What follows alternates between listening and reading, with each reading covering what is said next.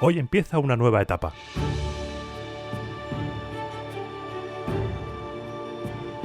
Tras acabar la serie sobre la monarquía y después de hacer un repaso de la estructura del poder político de la República de manera esquemática, hoy toca entrar de lleno en lo que sucedió después de la caída de Tarquinio el Soberbio. Prepara las maletas porque te vienes conmigo a descubrir lo que nos cuentan que pasó durante el primer año de la República Romana. Te doy la bienvenida a un nuevo programa de Roma a Eterna.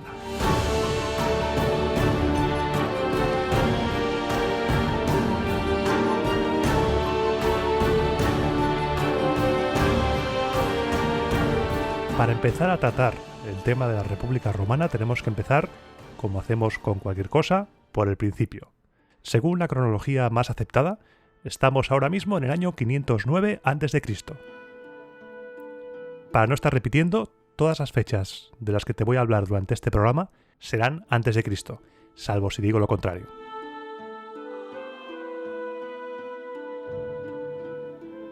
Nuestros autores de cabecera, nuestros ya íntimos amigos Tito Livio y Dionisio de Halicarnaso, tienen, al respecto de este momento del origen de la República, unos relatos que son fantásticos. Esto no te lo crees ni tú. Son unos relatos dignos de los mejores bestsellers de novela histórica de nuestros días. Esta gente eran unos máquinas a la hora de coger pedacitos de historia sueltos, meterles un poquito de invent, un buen chorrito de invent, y elaborar con ellos unos relatos espectaculares. Pero como hemos venido aquí a sufrir, antes de hincar el diente en los relatos de nuestros amigos, hemos de intentar responder a algunas preguntas. Porque, como te digo siempre, adentrarse en la historia es hacerse preguntas continuamente. Preguntas que, por desgracia, en la mayoría de ocasiones, tratándose como estamos en tiempos tan remotos, nos es muy, pero que muy complicado responder. Y hay dos preguntas que me han venido a la mente a la hora de empezar a tratar esta etapa de la historia romana. La primera es, ¿cómo cayó la monarquía? Y la segunda es, ¿cuándo cayó la monarquía? Porque no olvides que estamos en un periodo en el que la leyenda es la base del relato. Es un momento crucial en el que podemos empezar a vislumbrar la frontera entre la posible realidad y la más que probable ficción, y tenemos que tener muchísimo cuidado al tratarlo. Pero te adelanto, responder a estas preguntas es casi imposible. Lo que sí que podemos hacer es intentar hacernos una idea un poco más cercana a lo que pudo ser la realidad, más cercana sin duda a los relatos que nos cuentan Tito y Dionisio. Y voy a abordar la primera pregunta. ¿Cómo cayó la monarquía? ¿Podemos saber realmente cómo cayó la monarquía? Si hacemos un previously, como en las series de televisión, recordarás que en el último programa de la serie dedicada a los reyes, Tarquinio el Soberbio fue condenado al exilio tras una revuelta de corte aristocrático encabezada por Bruto y Colatino tras el episodio de la violación de Lucrecia por parte de uno de los hijos del rey y su posterior suicidio. Un episodio en el cual Sonia Chávez se puso en el papel de Lucrecia y mira, los pelos como escarpias. Y me lo estoy señalando como si me estuvieras viendo, pero no me estás viendo porque esto es un programa de podcast. Así que todo bien, en mi cabeza todo va bien. En esta versión, tras ser condenado Tarquinio el Soberbio al exilio, la República empieza inmediatamente como si tuvieran en la recámara guardada toda la estructura del Estado republicano. Venga, saca la República, venga. O como si lo único que cambiara con este nuevo sistema fuera la figura del rey, poniendo en su lugar a dos cónsules que se iban turnando para que el pueblo no pensara que en lugar de un rey tenían dos, que ostentarían el poder supremo político y militar, dejando a una tercera figura, el llamado Rex Sacrorum, a cargo de los asuntos religiosos. Esta transición se hizo de manera muy tranquila, muy calmada, casi instantáneamente. Hay quien piensa que este relato es demasiado bonito como para ser cierto. Sí, es muy bonito, demasiado. Pero pudo pasar, o no. La otra opción es contemplar que quizá no fuera todo tan pacífico como nos han contado. Y tenemos pruebas que nos pueden llevar a pensar que fue un proceso mucho más movido de lo que nos cuentan.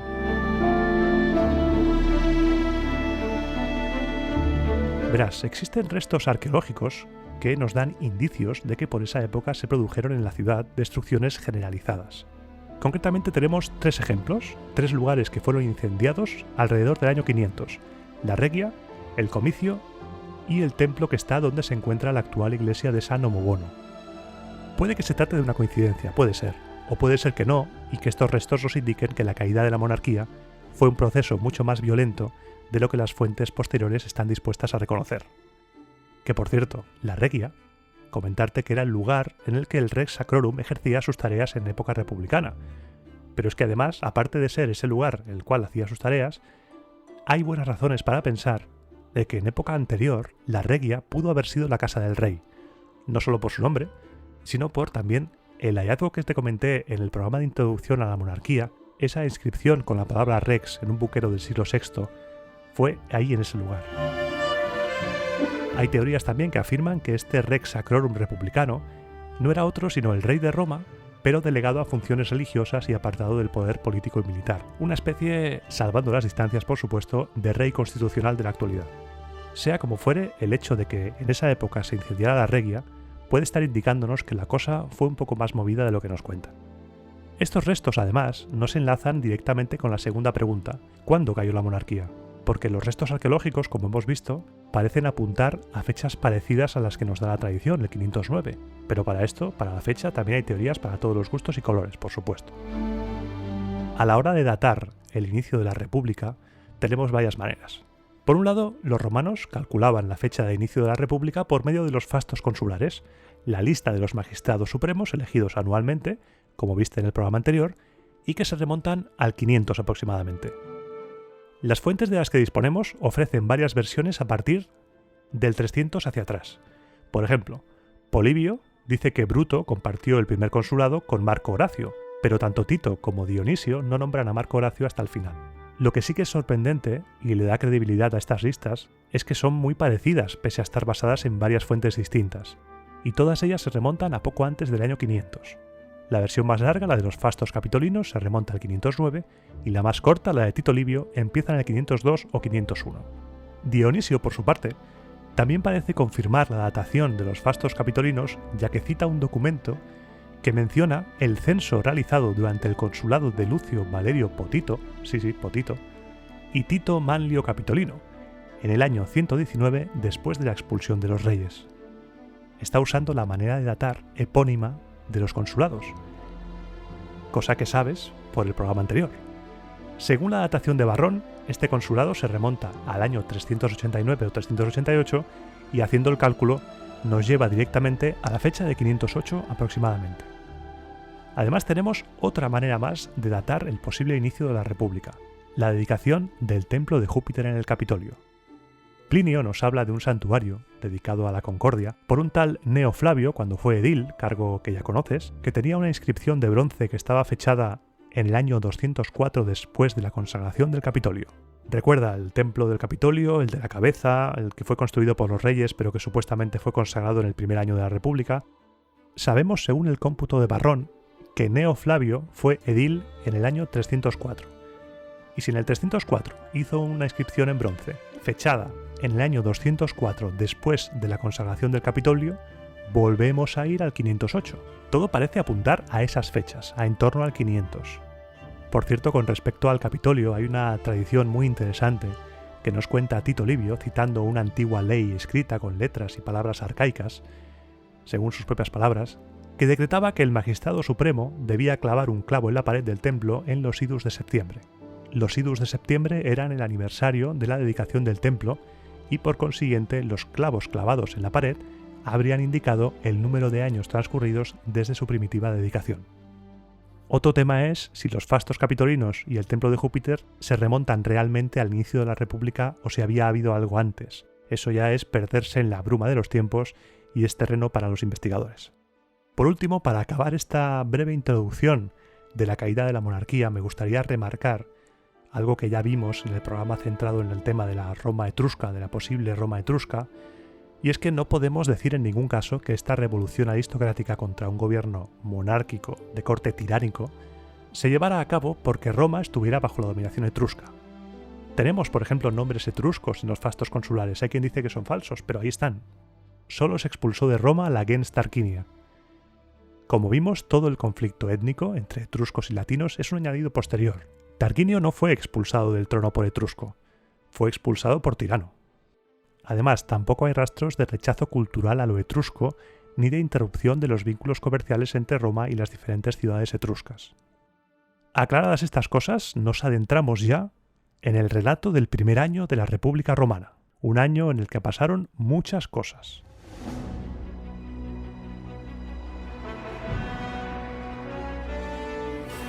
Tras decidir el exilio del rey, Tito Livio nos cuenta que Bruto se dirigió al campamento de Ardea, no olvidemos que Roma estaba en ese momento, según nos cuentan, en guerra, con el fin de anunciar la noticia al ejército y de asegurarse su lealtad.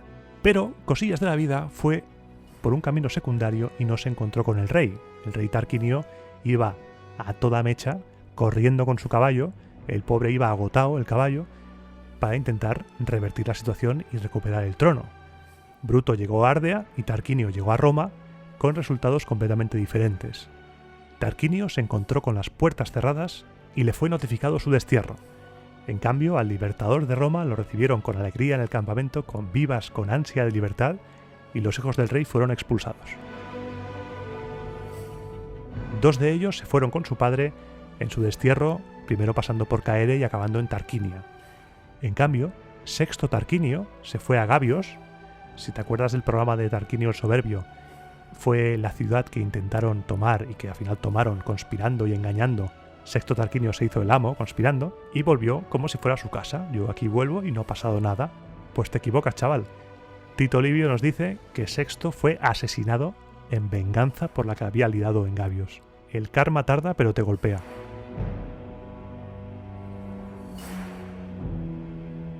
A continuación, los comicios centuriados, convocados por el Praefectus Urbi, eligieron a Lucio Junio Bruto y a Lucio Tarquinio Colatino como los primeros cónsules de la República. Por lo general se considera poco probable que el colega de Bruto en el consulado fuera Colatino. En Polibio, por ejemplo, como te dije antes, aparece directamente Marco Horacio como compañero de Bruto. Pero aquí hemos venido a jugar, así que vamos a jugar. Los cónsules, como te conté en el programa anterior, se turnaban cada mes en el poder, y nos cuentan que el primero en ostentar el poder fue Bruto. Y lo primero que hizo Bruto fue hacer jurar al pueblo que no toleraría que nadie reinase en la ciudad. Después incrementó el número de senadores hasta un total de 300. Y también, según leemos en Dionisio, se restablecieron antiguas leyes promulgadas por Servio Tulio, que gloria estés, y que el Soberbio había abolido. En cuanto a los temas religiosos, como algunos sacrificios públicos habían sido siempre realizados por el rey, y con la excusa de que en ningún terreno se echase en falta a los reyes, Tito Livio nos cuenta que se creó la figura del Rex Sacrorum. Este Rex se encargaría solamente de los asuntos religiosos, tendría vetada la actividad política y la actividad militar. Al pasar de los años, este Rex Sacrorum fue subordinado a la autoridad del Pontifex Maximus. Una vez resueltos estos asuntillos de manera totalmente natural, para Tito Livio y para Dionisio el paso de la monarquía a la república fue como quien se levanta por la mañana, todo tranquilo. Llegamos a un episodio en el que nuestros dos autores están de acuerdo en cómo acaba, pero no están de acuerdo en el desarrollo. Se trata de la expulsión de Colatino de Roma. Sí, has oído bien. 2 cónsules entran, 1 sale. El cónsul Colatino fue expulsado de Roma. Vaya girito, ¿eh? Y Tito Livio y Dionisio nos lo cuentan de maneras totalmente diferentes, con lo que la sensación de estar leyendo un invent se refuerza.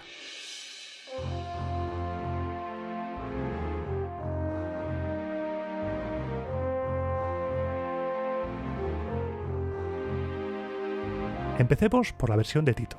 Tito Livio nos dice que el nombre de Tarquinio era mal visto por la gente. Los tarquinios se habían habituado más de la cuenta a reinar. Habían expulsado al Soberbio, sí, pero el poder estaba en manos de otro Tarquinio, de Tarquinio Colatino. Esto en el pueblo fue dejando el pozo de que los tarquinios no sabían vivir como simples ciudadanos y que eran un peligro para la libertad. La estirpe real tenía que irse de la ciudad para ser realmente libres. Estos rumores, este run-run entre el pueblo, le llegó a Bruto, que un día, sin filtro alguno, porque este hombre, si de algo carecía era de filtro, se lo soltó a Colatino, le dijo, y cito textualmente de Tito Livio: «Tú, Lucio Tarquinio, libéranos de este temor por tu propia iniciativa. Lo tenemos presente y lo proclamamos. Tú expulsaste a los reyes. completa entonces tu acción bienhechora y aleja de aquí el nombre real. En cuanto a tus bienes, no te preocupes. Tus conciudadanos te los dejarán, yo te lo garantizo, e incluso, si los tuyos no te son suficientes, te los incrementarán espléndidamente. Márchate pues como amigo, libera a la ciudad de un temor tal vez infundado, pero tal es el convencimiento que existe de que la realeza desaparecerá de Roma únicamente cuando se vaya la familia Tarquinia. Aquí quiero comentar que Bruto tiene un cuajo enorme, porque Bruto, aunque no comparta nombre, las fuentes nos han contado que Lucio Junio Bruto era hijo de Tarquinia, una de las hijas del Soberbio. Bruto era sobrino de Tarquinio el Soberbio, era sobrino del rey. Bruto era Tarquinio también, era familia del rey. Bruto se gastaba unos big coconuts de alto nivel. La sorpresa de Colatino te la puedes imaginar. Se debió quedar loco, diciendo, ¿en serio? ¿En serio, Bruto? O sea, ¿me lo estás diciendo en serio tú que eres sobrino del rey? La cosa se lió tanto que hasta la nobleza insistió e incluso su propio suegro, el padre de Lucrecia, Espurio Lucrecio, le dijo que lo mejor que podía hacer era marcharse de la ciudad. Pobre hombre, te quedas viudo, ayudas a liberar Roma de la tiranía de Tarquinio y como premio te dan un aplauso, el juego del programa y hasta luego, Lucas. Colatino no tuvo más remedio que irse. Según la versión de Tito Livio, se fue, cogió sus cosas y se exilió a Lavinium, donde murió. Posteriormente, Bruto, previa autorización del Senado, presentó al pueblo una propuesta de destierro contra todos los miembros de la familia Tarquinia. Yo me imagino a alguien preguntándole a Bruto, oye, pero tú no eras... ¿No? ¿Tu madre no eres sobrino tú de...? ¿No? ¿No? Y Bruto diciendo, no, se equivoca, yo soy tipo de incógnito. Yo no soy sobrino de Tarquinio el Soberbio, yo soy patricio de incógnito. Consumado el destierro de casi toda la gens Tarquinia, hacía falta un nuevo cónsul, y los comicios centuriados eligieron como colega de Bruto en el consulado a un tal Publio Valerio, un consulado así en confianza, que no nos escucha nadie, que mucha gente cree que es más falso que un denario de barro, cosillas del invent. Este Publio Valerio es un personaje que se destacó supuestamente en la expulsión de los reyes. Esta es la versión del destierro de Colatino y de los Tarquinios, de algunos, porque Bruto y sus Big Coconuts estaban ahí todavía, que nos cuenta Tito Livio. Para llegar a la versión de Dionisio de Halicarnaso tenemos que avanzar un poquito más en el relato. Ahora olvídate de que Colatino fue expulsado. Ahora vamos a seguir el relato con Colatino como cónsul. Y pasamos la acción del escenario A, Roma, al escenario B, la corte de Tarquinia.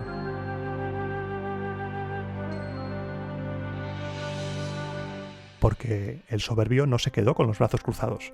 Según el relato de Dionisio, Tarquinio el Soberbio se había refugiado en la ciudad de Tarquinia apelando al sentimiento familiar.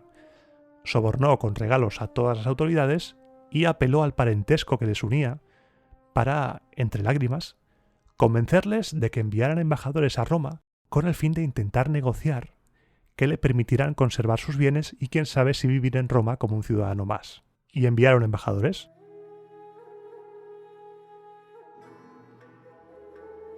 Y los embajadores de Tarquinio llegaron a la ciudad de Roma, se presentaron ante el Senado y expusieron el mensaje de Tarquinio. Bruto, aunque no con estas palabras, les preguntó si habían bebido, porque eso de Tarquinio era una broma y que nunca devolverían los bienes al tirano. Y entonces los embajadores respondieron que se pensaran bien la respuesta, porque no queremos hacernos daño, ¿verdad? Ante esta velada amenaza, el Senado estuvo deliberando durante varios días. Es una decisión muy complicada, tú imagínate. Si no le devuelves los bienes, le estás dando una excusa a sus aliados para poder declararte la guerra. Pero es que si se los devuelves, le estás dando recursos económicos para sostener una posible guerra contra ti. Es muy complicado esto. Mientras el Senado deliberaba, los embajadores en secreto, por supuesto, nadie, 0 unidades de persona fueron sorprendidas por esto, en secreto planificaban la restauración de la monarquía. Tarquinio el Soberbio les había entregado una serie de cartas, de su puño y letra, pidiendo la lealtad de determinados nobles. Así que los embajadores dedicaron los días y las noches a reunirse en secreto con la juventud de la nobleza, nostálgicos de los tiempos del Soberbio, jóvenes que se habían acostumbrado a los privilegios y dádivas que les otorgaba arrimarse a la sombra del rey, a antiguos amigos de los hijos del rey, a compañeros de tropelías, y a todos aquellos dispuestos a sumarse a la conjura se les entregaba la carta del rey. Y así poco a poco se fue formando una conspiración que tenía como objetivo dejar entrar clandestinamente por la noche al rey y al ejército enemigo.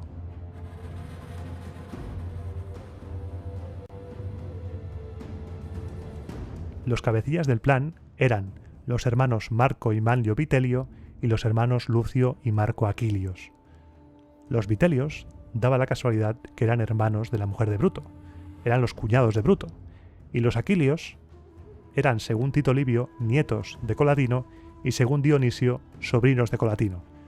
Como ves aquí, cada uno dice lo que le da la gana, así que para resumir te diré que los Vitelios eran parientes de Dionisio y ya está.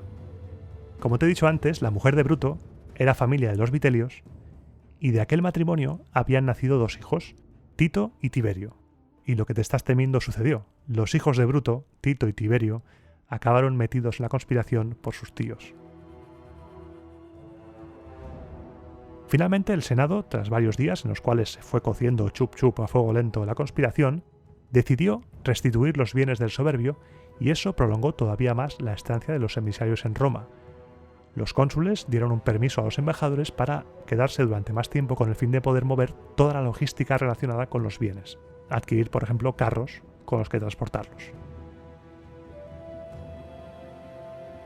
Este tiempo extra, por supuesto, fue un regalo de los dioses para los embajadores y se dedicaron a seguir conspirando día y noche, venga, pico y pala, para intentar reunir a más y más gente en la conjura.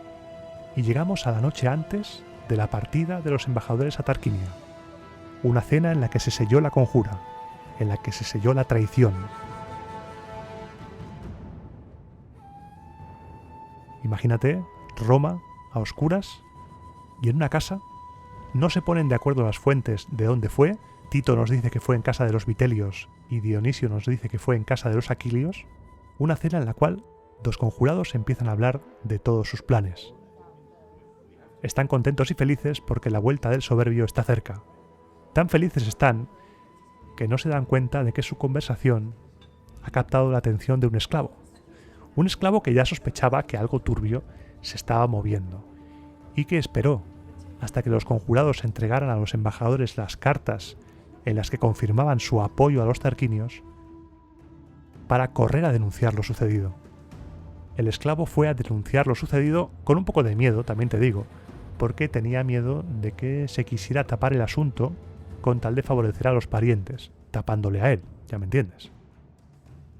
Pero no sabemos muy bien por qué, en lugar de ir directamente a los cónsules, nos cuentan que el primero en enterarse fue Publio Valerio, que le dijo al esclavo que no se preocupara, que le daría las máximas garantías para mantener su seguridad y sin perder un momento se presentó al amanecer en casa de los conjurados, escoltado por un gran número de amigos y clientes, guárdate esta palabra para más adelante, clientes, y tras detenerlos los llevó ante los cónsules.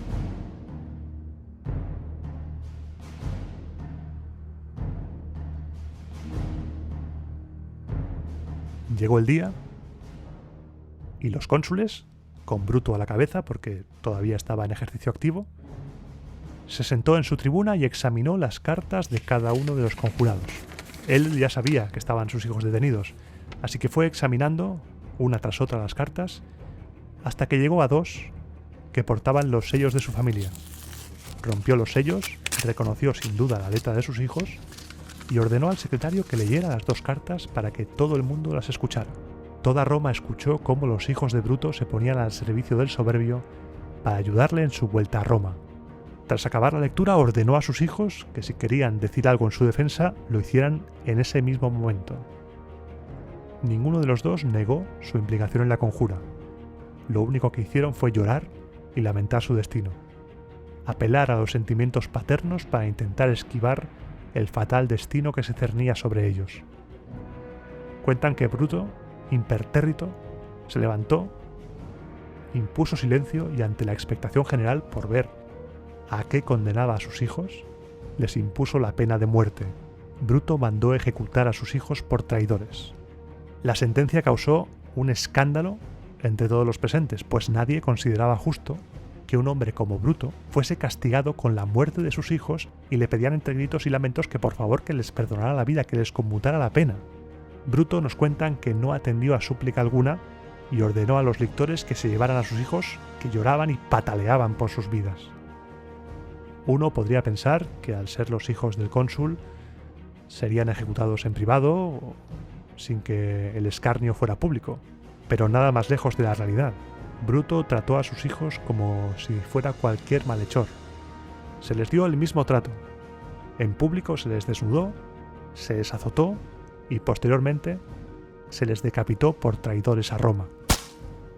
Tal fue su firmeza y dureza que mientras todos lloraban, él fue el único al que no se vio ni lamentar la muerte de sus hijos ni compadecerse por haberse quedado sin descendencia. Permaneció allí, contemplando todo, sin soltar una sola lágrima ni un gemido, nada, como si fuera una figura de mármol.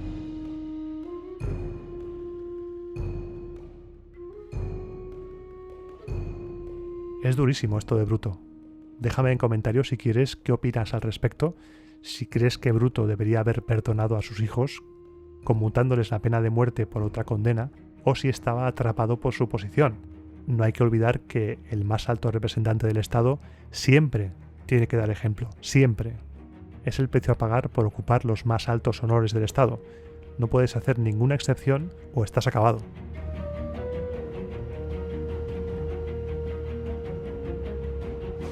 Tras la ejecución de los hijos de Bruto, llegó el turno de los Aquilios, los parientes de Colatino, e hizo exactamente lo mismo que con sus hijos. Ordenó al secretario que leyera sus cartas y tras haberlo hecho, les ordenó que si tenían algo que decir, que lo dijeran ahora. Los dos chavales se arrojaron a las rodillas de su pariente, de Colatino, llorando, suplicando por su vida. Bruto, tras contemplar que los chavales no querían defenderse, ordenó a los lictores que los cogieran, se los llevaran, los azotaran y los ejecutaran, como había hecho con sus hijos. Colatino en ese momento dijo: «Hey, un momento, vamos a calmarnos», y le pidió a Bruto si podían hablar un momento a solas. Y aquí entramos en la versión de Dionisio de Halicarnaso de la expulsión de Colatino de Roma. Atiende porque es jugoso. Colatino, tras llevarse a Bruto aparte, le pidió que no mandara a ejecutar a los muchachos. Le dijo que no podía ir por ahí ejecutando a todos porque iba a dejar a las familias ilustres en cuadro, que iba a ser un auténtico peligro para la ciudad. Colatino le pidió que por favor les impusiera un castigo menos riguroso, ya que, y aquí tengo que darle la razón a Colatino, era absurdo solamente condenar al destierro al rey y en cambio sentenciar a muerte a sus amigos. Yo también añado una cosa más. ¿Dónde estaba Colatino hace un rato cuando Bruto mandó ejecutar a sus propios hijos? ¿Qué estaba haciendo, un crucigrama? Por supuesto, Bruto le dijo que nanay. Ni conmutar, ni moderar, ni posponer, ni nada. Prometió y juró que mataría a todos ese mismo día. Colatino entonces le dijo: «Pues bien, ya que eres retorcido y cruel, yo, que poseo el mismo poder que tú, dejo en libertad a los jóvenes». Bruto, indignado, respondió: «Mientras yo viva, Colatino, no podrás liberar a los traidores de la patria, y también tú pagarás en breve el castigo que te corresponde. No sé en tu barrio, pero en el mío, esto es pelea a navaja en el parking del Alcampo, directamente, 1 contra 1, navajilla a las 10 de la noche. Pero estamos en la antigua Roma y antes de pasar a la navaja, que se pasaba a la navaja, que se lo digan a Julio César, es el turno de los discursos». Y Bruto, enfurecido, convocó al pueblo en la asamblea. Cuando el foro se llenó por completo, Bruto se adelantó, colocó a su lado a los senadores más distinguidos y pronunció un encendido discurso que por supuesto te voy a reproducir y que es obra de Dionisio de Halicarnaso. «Ciudadanos, silencio, ciudadanos. Quisiera que mi colega Colatino aquí presente compartiese en todo mis opiniones y no solo de palabra, sino también de hecho, odiara y combatiera a los tiranos. Pero ya que es evidente que piensa lo contrario que yo y que está próximo a los tarquinios no solo por la sangre, sino también por su modo de pensar, pues intenta reconciliarse con ellos y mira por su propia conveniencia en contra de los intereses de la comunidad, yo estoy dispuesto a impedirle llevar a cabo sus dañinos propósitos, y este es el motivo por el cual os he convocado. Os contaré primeramente en qué peligro se ha visto el gobierno de Roma y luego cómo los ha afrontado cada uno de nosotros. Como sabéis, algunos ciudadanos se reunían en casa de los Aquilios, los hijos de la hermana de Colatino, y entre ellos estaban mis 2 hijos, los hermanos de mi mujer, y con ellos algunos otros nombres ilustres. Se hicieron mutuas promesas y juramentos de que me matarían y después restaurarían a Tarquinio en el poder.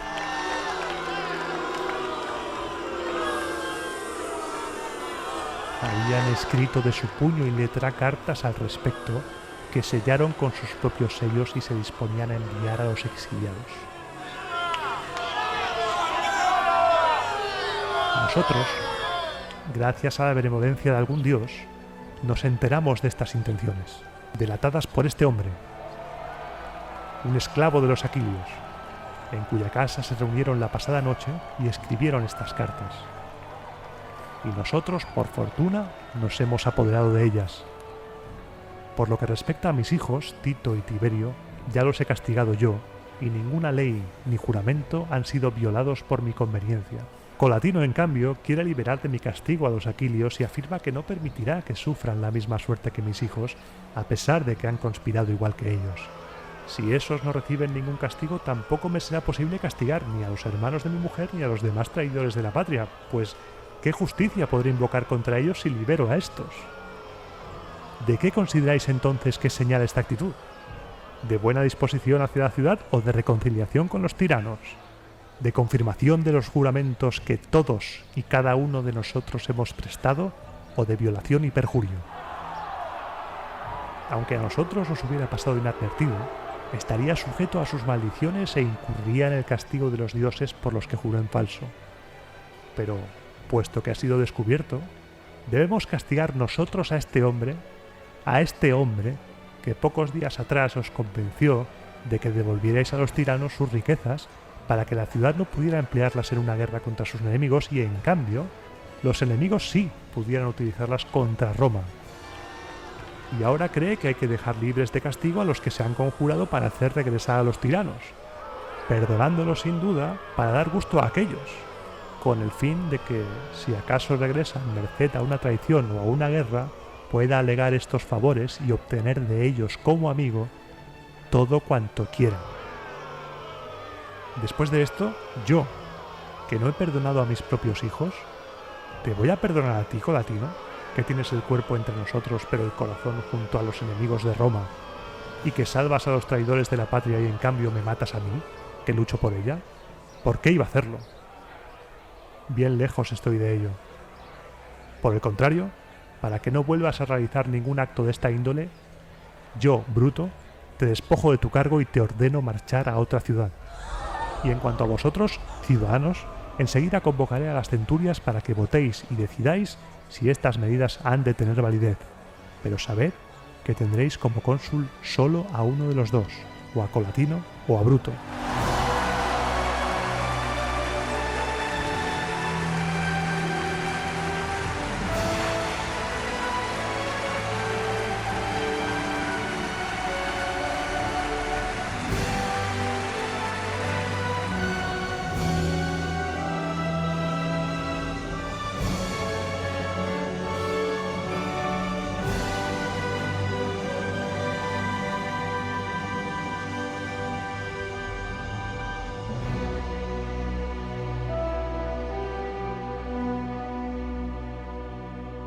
Mientras Bruto pronunciaba el discurso, Colatino no paraba de gritar, llamándole intrigante, traidor, mentiroso, vamos, de todo a Bruto. Y aquí sí que los dos relatos se vuelven a unir, ya que tienen coincidencias. Aparece el suegro de Colatino, Espulio Lucrecio, y le aconseja dimitir y marcharse de la ciudad manteniendo su honor y sus bienes. A Bruto, por su parte, le aconsejó que no desterrara de manera ignominiosa y ultrajante a su colega, ya que Colatino también estaba velando por el bien de Roma. Colatino no era un enemigo de Roma. Bruto, relájate un poco. Colatino no tuvo más remedio que dimitir. Dimitió del cargo de cónsul, Bruto aplaudió su decisión y convenció además al pueblo para que le regalara 20 talentos y él mismo añadió 5 de su propia fortuna. De igual manera que en el relato de Tito Livio, a Colatino le dieron el juego del programa, le dieron un fuerte aplauso y le dijeron que hasta nunc besi de fresi. Colatino se marchó a Lavinium y allí murió de anciano.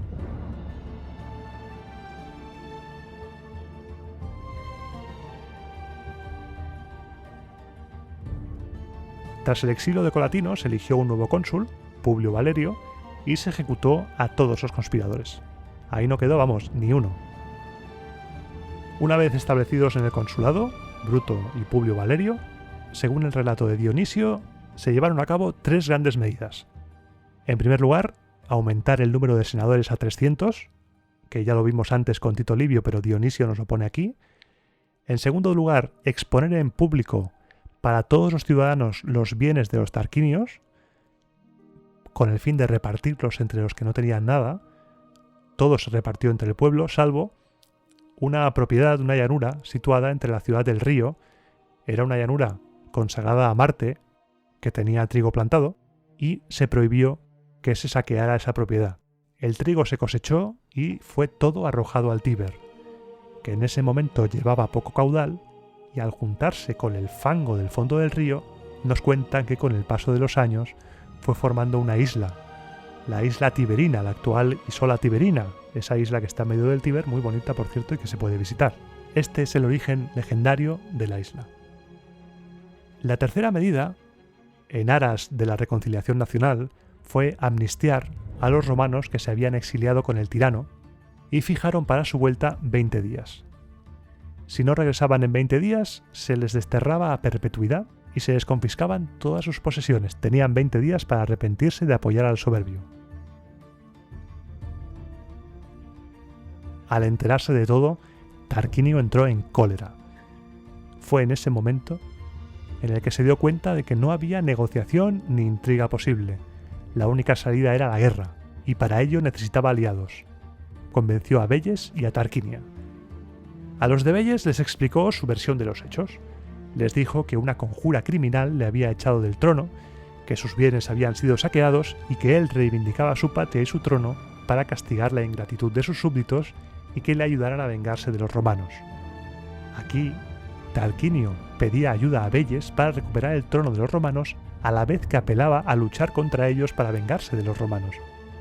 Aquí Tarquinio pedía ayuda a Veyes para recuperar el trono de los romanos, a la vez que apelaba a luchar contra los romanos para vengarse de ellos. Pero qué fantasía política diplomática es esta. Se está marcando un Fernando VII de manual. Con tales argumentos, los de Veyes iban a topísimo con Tarquinio, a tope. En cambio, la ciudad de Tarquinia no tuvo ni que convencerlos, porque les movía el parentesco y el nombre. Para ellos era un honor que uno de los suyos reinase en Roma, con lo que también irían a tope con él. Los ejércitos de Veyes y de Tarquinia se pusieron a las órdenes de Tarquinio el Soberbio y marcharon a la guerra contra Roma.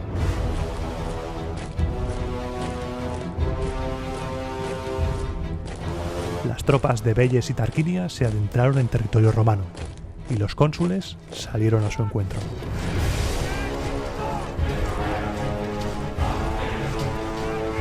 Publio Valerio iba al frente de la infantería que formaba en cuadro y Bruto iba al frente de la caballería. En un momento dado, Bruto decidió adelantarse para explorar el territorio. Las tropas de Veyes y Tarquinia marchaban de un modo semejante. La caballería a la cabeza, bajo el mando de Arrunte Tarquinio, hijo del rey, y detrás la infantería, con Tarquinio el Soberbio al frente. Arrunte, que también se había adelantado, vio de lejos los lictores y dedujo que allí había un cónsul. Espoleó a su caballo y tras acercarse lo suficiente reconoció a Bruto. Encendido de cólera, se giró a sus hombres y gritó: «Ese hombre es el que nos echó de nuestra patria, que nos echó al destierro. Vedlo ahí, sí, es el que avanza orgullosamente adornado con nuestros distintivos. Sedme propicios, dioses vengadores de los reyes». Dicho esto, se lanzó violentamente contra Bruto. Bruto al poco se dio cuenta de que Arrunte estaba cargando contra él y aquí Tito Livio lanza una pullita, quizá una pullita a su tiempo, diciendo que, cito textualmente, por entonces los generales tenían a honra iniciar personalmente la lucha.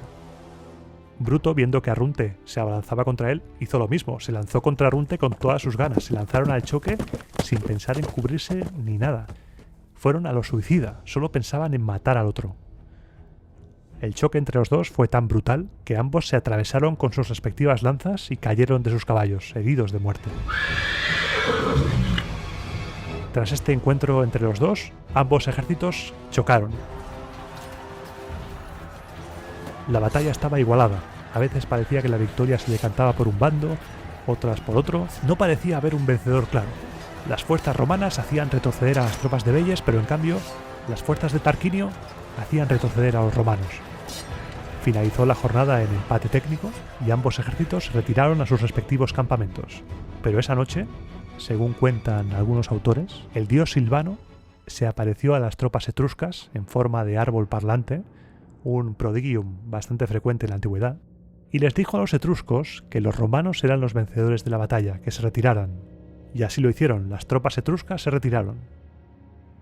Y a la mañana siguiente se levantaron los romanos y dijeron: ¿esto qué? ¿Dónde está la gente? Vieron que no había enemigo al que combatir, y el cónsul Publio Valerio ordenó recoger los despojos y volvió en triunfo a Roma. Allí no solo fue recibido en triunfo, sino que además se celebraron las honras fúnebres de Bruto.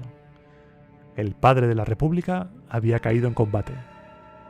Cuentan que el funeral fue lo más grandioso posible. Toda Roma lloró la muerte de Bruto. Cuentan que las matronas romanas guardaron luto por la muerte de Bruto como si hubiera muerto un padre.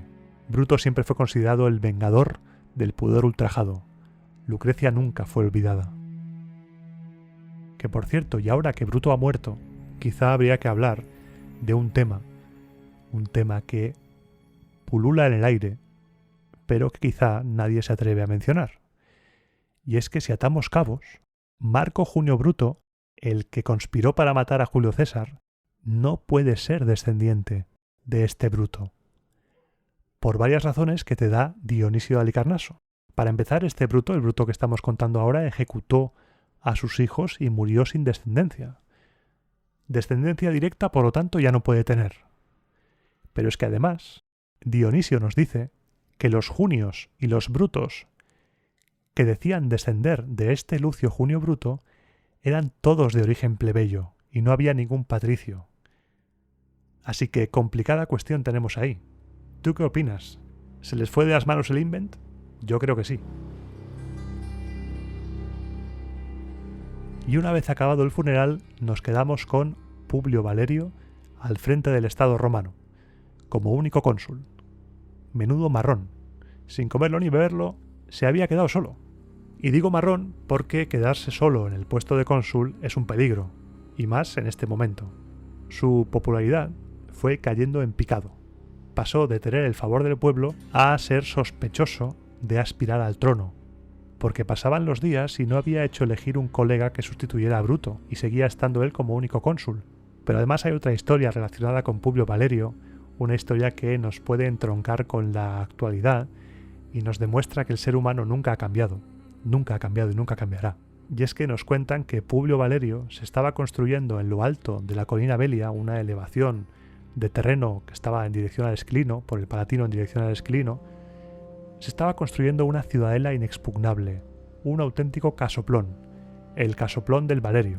La gente hablaba y la gente decía: oye, mira, el pedazo de casoplón que se está construyendo, este tío que va de rey o qué pasa. ¿Cuándo va a convocar a los comicios centuriados para elegir otro cónsul? Se me está haciendo tarde. ¿Quiere ser rey este hombre o qué? Los rumores tenían al cónsul un poco cabreado, hasta el punto de que explotó, un día no pudo más y convocó al pueblo a la asamblea. Reunió a todo el mundo y lo primero que hizo antes de subir a la tribuna fue mandar inclinar ante el pueblo los fasces de sus lictores en señal de sumisión al pueblo. Después subió a la tribuna, reclamó silencio y el cónsul habló. El cónsul puso de relieve la suerte de su colega, pues había muerto después de liberar a la patria, investido en la magistratura suprema, luchando por la república, en el cenit de una gloria que no había comenzado aún a convertirse en impopularidad, y él en cambio había tenido la mala fortuna de sobrevivir a su gloria para quedar expuesto a las acusaciones y al odio. De libertador de la patria había descendido al nivel de Aquilios y Vitelios. Y así nos cuentan las fuentes que habló Publio Valerio. ¿Es que nunca virtud alguna va a ser a vuestros ojos probada hasta el punto de ser impermeable a la mancha de vuestras sospechas? Yo, el enemigo acérrimo de la monarquía, iba a temer que recayese sobre mí la acusación precisamente de ambicionar el trono. Yo, aunque habitase incluso en la ciudadela misma del Capitolio, iba a creer posible que mis compatriotas me temiesen. Mi prestigio ante vosotros tiene una base de apoyo tan endeble. Vuestra confianza en mí tiene unos fundamentos tan poco sólidos que os importa más dónde vivo que quién soy. La casa de Publio Valerio no va a comprometer vuestra libertad, Quirites. No tendréis que preocuparos por la colina Velia. No os preocupéis. Trasladaré mi domicilio al llano, más aún, lo haré bajar al pie de la colina para que viváis a mayor altura que yo, que soy un ciudadano sospechoso. En lo alto de la Velia, que edifiquen aquellos en cuyas manos está más segura la libertad que en las de Publio Valerio. Y así lo hizo. Publio Valerio finalmente cuentan que no se construyó el casoplón y que en su lugar se construyó una casa al pie de la colina Velia. Como ves, aunque de este relato nos separan 2500 años, nada ha cambiado, porque Publio Valerio era realmente, según nos cuentan, claro, un defensor de la República y un defensor de la libertad. Es más, después de todo esto, propuso unas leyes que no solo iban a librarle de la sospecha de pretender el trono, sino que iban a demostrar que era lo opuesto a un pretendiente al trono, y por ello se ganó tal apoyo entre la gente que recibió el sobrenombre de Publícola, amigo del pueblo. Nos cuentan tanto Tito como Dionisio que las leyes valerias eran esencialmente dos. Una, en la que expresamente prohibía que existiera un magistrado romano que no hubiera recibido el cargo del pueblo, y además imponía la pena de muerte para cualquiera que violara esa ley, pero a más, concedía la impunidad a quien matara a ese transgresor. Tú tenías la potestad de poder matar a quien se haya intentado proclamar rey. Era una prohibición de facto de la monarquía. Y la segunda ley decía que si un magistrado cualquiera quiere matar, torturar o multar a algún romano, ese romano podía citar al magistrado ante el pueblo para que fuera éste quien juzgase, sin sufrir mientras tanto daño alguno hasta que el pueblo hubiera votado su caso. Tras la aprobación de estas leyes se celebraron los comicios para elegir un colega de consulado que reemplazara al fallecido Bruto. Aquí nos cuentan que fue elegido en primera instancia Espurio Lucrecio, el padre de Lucrecia, pero el pobre ya no estaba para muchos trotes y al cabo de pocos días murió. En su lugar se eligió a Marco Horacio Pulvilo. Como pequeña anotación, ya sabes que a mí me gusta dejar las cosas lo más atadas posible, decirte que lo de las leyes está guay, salvo un pequeño detalle, y es que realmente estas leyes, las leges Valeriae Horatiae, fueron promovidas por los cónsules Lucio Valerio y Marco Horacio en el 449. Nombres muy parecidos a los que estamos viendo en este relato. No olvides que todavía estamos atravesando la niebla de la fantasía. Fue entonces cuando ambos cónsules decidieron que las hachas de los fasces solo se pudieran utilizar fuera de la ciudad y que dentro de ella solo se usaran varas. Y aquí encaramos ya, Quirite, la recta final del relato, y nos queda hablar de la dedicación del templo, de la consagración del templo de Júpiter. Los dos cónsules echaron a suertes cuál de los dos dedicaba el templo de Júpiter en el Capitolio, y la suerte decidió que fuera Marco Horacio quien lo hiciese. Publícola, en cambio, partió a la guerra contra Velles. Esto sentó fatal a los partidarios y amigos de Valerio, porque no veían justo que este hombre recién llegado, Marco Horacio, fuera el encargado de algo tan importante para el Estado como la consagración del templo de Júpiter, y trataron de impedirlo por todos los medios, o sea, de cualquier manera. Incluso nos cuentan que cuando Marco Horacio estaba ya a punto de dedicar el templo con la mano puesta sobre la jamba de la puerta e invocando a los dioses, le dijeron que su hijo había muerto. La respuesta de Marco Horacio fue, sin soltar la puerta, dijo: bueno, pues me lo enterráis, que aquí estamos consagrando cosas, y siguió consagrando el templo. Terminó la invocación y dedicó el templo de Júpiter. Estas historias son alucinantes. Y todo esto que te he contado en el programa de hoy, pasó, según las fuentes literarias, durante el año siguiente a la expulsión de los reyes. Aburrirse, lo que se dice aburrirse, no se aburrieron precisamente. Al año siguiente fueron nombrados cónsules Publio Valerio, por segunda vez, ya se estaban saltando la prohibición de no repetir cargos, y Tito Lucrecio. Pero eso es tema para el próximo programa sobre la República. Por hoy lo dejamos aquí, con Marco Horacio agarrado a la jamba de la puerta, consagrando el templo, y con Publícola marchándose a la guerra contra Velles. El primer año de la República Romana fue un año ajetreado.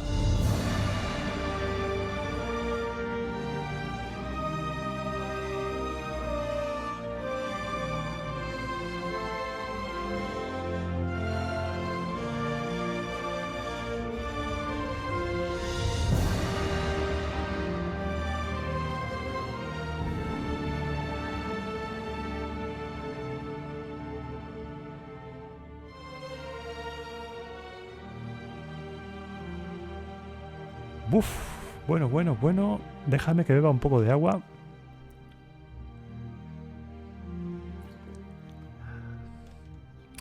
Si es la primera vez que escuchas el programa, te doy la bienvenida a la sección que no tiene nombre, la sección que he pedido que me ayude la gente a ponerle nombre, pero como soy un desastre, al final cada día le pongo un nombre diferente. Hoy no sé qué nombre darle, porque hoy estoy destruido. Estás escuchando la tercera grabación. He grabado el programa 3 veces. porque no me gustaba cómo estaba quedando. ¿Sabes? Cuando dices no me gusta cómo está yendo y ese afán perfeccionista me ha llevado a grabar esto 3 veces. Por cachos, pero al final son 3 veces, sí. Y estoy un poco destruido. Mi cerebro ahora mismo está destruido. Así que en esta sección estoy en modo piloto automático total. Lo primero que quiero hacer en esta sección es dar las gracias. Darte las gracias a ti por estar ahí escuchándome. Pensarás, Iván, cada sección, cada programa dices lo mismo, das las gracias, pero es que en cada programa me das motivos para darte las gracias. Porque lo del anterior programa tenemos que hablarlo, tú y yo muy seriamente. ¿Qué ha pasado ahí? ¿Qué ha sido el programa más escuchado de la historia del podcast? ¿Que nos hemos vuelto locos o qué? ¿Qué está pasando? En una semana ya tenía casi 15.000 reproducciones, pero ¿qué pasa? Se nota la inyección de Originals, se nota, y esa responsabilidad, ese sentimiento de responsabilidad que me da el hecho de que estén creciendo tanto las descargas, es lo que me ha llevado a grabar varias veces esto. Porque sí, es un contenido que he empezado a hacer y que es una afición, es gratuito, aunque puedas donar, es gratuito. Pero cuando haces algo, cualquier cosa, tienes que intentar hacerlo lo mejor posible. Porque si no lo haces lo mejor posible, ¿para qué lo haces? Si no lo haces para que quede de la mejor manera que puedes, no lo intentes. Porque para hacer las cosas mal, a medias, mal, por ejemplo, la primera grabación me pasé de la raya editando, porque me gusta editar los silencios y las respiraciones, y me pasé de la raya, no hice backup y destruí. Y me cargué la grabación. Y dije, madre mía, se me cortan las palabras. Y era 509 antes de cri. Y así. Y digo, mal. Regrabar, porque no hice backup, porque soy tonto. No hice backup. Esto también sirve como bitácora de podcast. No hice backup. Y dije, pues muy bien, pues vamos a grabar otra vez. Mañana del sábado, primera grabación. Luego al editarlo dije, hostia, me he pasado. Borrada. Dije, voy a grabar una segunda vez por la tarde. Lo grabé y luego lo estaba escuchando y dije, me gusta, pero vamos a darle otro toque. Así que estoy aquí después de cenar, grabando, que son casi las 11, y aquí estoy hablándote porque no estaba satisfecho con cómo había quedado la segunda grabación. Así que esta va a ser la tercera. Si escuchas esto es que es la definitiva, no ha habido más, porque yo grabo todo. Si regrabo el programa oficial, también regrabo la sección sin música, porque tiene que ser espontánea. Esta sección es fruto de lo que he hecho antes. Así que, como te decía, muchas gracias por esta acogida, porque es increíble. Increíble, sin más. No voy a llorar como la anterior, creo. Pero sí, muchas gracias. Ahí se queda aparcado. Y dicho esto, paso a comentarte que, como siempre, puedes escribirme para cualquier cosa. Estoy ahí en el correo electrónico romaaeternapodcast@gmail.com romaaeternapodcast@gmail.com y también me puedes encontrar en la cuenta de Twitter del podcast, que es @romaaeternafm, en la cual pues, estoy poniendo memes y explicando mis aventuras, que esto en Twitter no lo he contado. En Twitter he contado que he grabado una segunda vez, pero en Twitter no he contado que he grabado una tercera, porque así sé quién de Twitter me escucha realmente. Esto es una trampa. Si estás escuchando esto y me sigues en Twitter, ya sea en Pijos Magníficos, que es mi cuenta principal, o en la cuenta del podcast, dímelo. Dime, zorro, Iván, eres un zorro que no has contado por Twitter esta aventura y estás aquí sufriéndolo en silencio. Pues sí, porque esto es un carrusel de sorpresas. Y como siempre también te invito a que te suscribas, no necesariamente de pago. Tienes la opción de suscribirte como cuando te suscribes a un canal de YouTube que dices suscribir para recibir las novedades, las notificaciones, los mensajes que pongo en la comunidad. Todo esto, si quieres recibirlo, te suscribes, no pagas nada y ya está. O si crees que realmente el podcast merece la pena invertir tu dinero que tu esfuerzo te ha costado ganar y dices, oye, pues mira, este podcast vale la pena. Te puedes suscribir por 1,49 € al mes, como mínimo. Hay varias opciones, pero el mínimo es 1,49 € al mes. Te puedes suscribir, puedes entrar a formar parte de la Guardia Pretoriana del podcast y ahí voy contando cosas. Allí, por ejemplo, a la Guardia Pretoriana sí que les he contado que he grabado una tercera versión. Allí sí que está al corriente de mi dolor. Si no quieres pagar una suscripción, pero aún así dices, oye, pues me gustaría donarte algo, darte cualquier cosa, X dinero, lo que sea. Tenemos cuenta en la plataforma Ko-fi, que te dejo el enlace en la parte de descripción del audio, y ahí puedes invitarme a un chupito de garum, tranquilamente lo que quieras. Y al respecto de lo que he comentado de la comunidad, que sepas también que sí, que ahí intento tener una comunicación más directa, más estrecha, explicando, básicamente es yo dando la turra de cosas que pasan en el podcast. Pero el contenido como tal, no hay programas exclusivos de pago, porque desde que empecé el podcast mantengo que no quiero dividir a la audiencia entre oyentes bien y oyentes mal, oyentes patricios y oyentes plebeyos. No quiero que te sientas obligado a pagar para escuchar un programa en concreto que te gusta. Que digas, anda, mira, el Zorrupio ha llegado a Julio César y pone el programa de Julio César de pago. Y si no pago no lo escucho. Pues vaya, no. Yo quiero que si pagas, lo hagas porque crees que realmente vale la pena apoyar esto. Pero que es tu dinero. Y tu dinero te lo gastas como quieras. Y no te quiero obligar a gastártelo. Así que, mientras yo tenga la capacidad de decisión sobre el programa, todos los programas serán gratuitos. Y si quieres apoyarme, que sea por convencimiento. Al final, esta sección se está convirtiendo en una bitácora de podcasting, explicándote mis miserias, y en una tribuna en la cual te suelto mi filosofía ante la vida, con esto de los capítulos de pago. Que lo haga, oye, respetable totalmente. O sea, cada uno hace con su podcast como con su dinero, lo que quiera. Pero yo no me gusta. Y como desde siempre, la honestidad para con la audiencia, para contigo que me escuchas, que estás perdiendo tu tiempo en escucharme, estás invirtiendo ese tiempo, que el tiempo es precioso, el tiempo es valioso, no valoramos el tiempo que tenemos. Y que una persona diga, pues voy a estar 1 hora y media escuchando a este chalao hablando de cosas de Roma. Eso es muy bonito. Y eso hay que agradecerlo. Y no me cansaré nunca de agradecértelo. Porque si yo te estoy hablando es porque tú me estás escuchando. Y ya está. Y ya está. Como diría un amigo mío, y ya está. Así que no me enrollo más, que me enrollo como las persianas. Y voy a poner la música. La pongo ya. Ahí está. Y te emplazo al siguiente programa, que será también sobre la República. Lo que voy a hacer es intercalar. Ahora que tenemos un periodo tan grande de tiempo, voy a hacer 2 programas de trama para avanzar en el tiempo y uno especial. O sea, haré 2, 1, 2, 1. Salvo que ese 1 sea tan denso y tan largo que tenga que dividirse en 2. Que entonces sí serán 2, 2, 3, los que sean. El siguiente programa será sobre la siguiente etapa de la República. No sé si en este programa ya llegaremos a hablar de Lars Porsena, un personaje interesante, el posible 8º rey de Roma. Y el siguiente será un especial y estoy barruntando que sea sociedad romana, patricios, plebeyos y esclavos.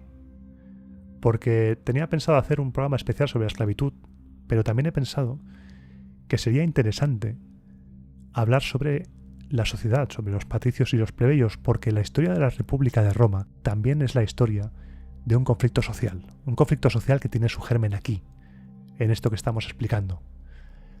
Y tenemos que sentar muy bien las bases de cómo era la sociedad, cómo creemos que era la sociedad también, que a veces tenemos que tener cuidado con las palabras, cómo creemos que era, porque aquí no había nadie que estuviera allí, cómo creemos que era la sociedad, cómo nos han contado que era la sociedad. E igual ese programa sí que se convierte en 2, porque la esclavitud puede dar también mucho, hay ahí, Iván, hay allí mucho tema.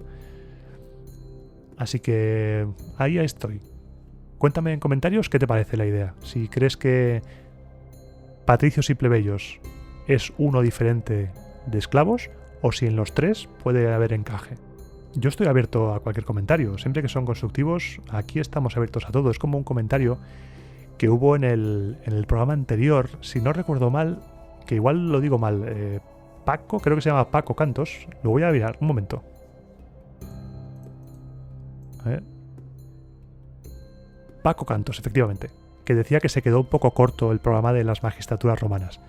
Y estoy de acuerdo, porque no da la vida para más. Ojalá, y aquí también emplazo, y aquí también apoyo a Paco, ojalá poder, cuando llegue al Imperio Bizantino, haya acabado el Imperio Bizantino, poder revisar estos temas y hacer una ampliación de estos programas, hacer 1 hora por magistratura. Eso sería lo más bonito, porque significará que el podcast sigue ahí, sigue creciendo y estoy pudiendo dedicar tiempo a esto. Porque lo más bonito de esto es que Roma es eterna, sí, pero el podcast también. Y esto se mantendrá. Mientras los servidores estén activos, esto queda para la eternidad. Y cállate ya, Iván, por Dios. Que eres un pesado. Ya está, no digo más, no digo nada más. No, chitón. Te espero dentro de 15 días, pasaré lista como siempre en el próximo programa de Roma a Eterna.